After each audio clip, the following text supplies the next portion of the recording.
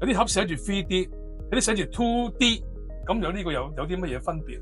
喺我哋實驗室啊，或者其他大學嘅實驗室入邊咧，都係用一個培養碟去培養出嚟。佢哋做出嚟嘅幹細胞咧，都係以一個平面貼碟嘅形式做出嚟。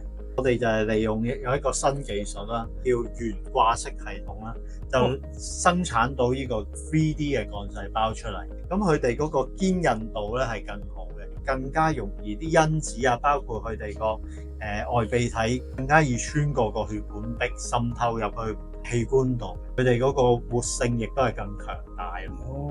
有啲盒寫住 3D， 有啲寫住 2D， 咁有呢個有啲乜嘢分別？喺我哋實驗室啊，或者其他大學嘅實驗室入邊咧，都係用一個培養碟去培養出嚟。佢哋做出嚟嘅幹細胞咧，都係以一個平面貼碟嘅形式做出嚟。我哋就係利用有一個新技術啦，叫懸掛式系統啦，就生產到呢個 3D 嘅幹細胞出嚟。咁佢哋嗰個堅韌度咧係更好嘅，更加容易啲因子啊，包括佢哋個外泌體更加易穿過個血管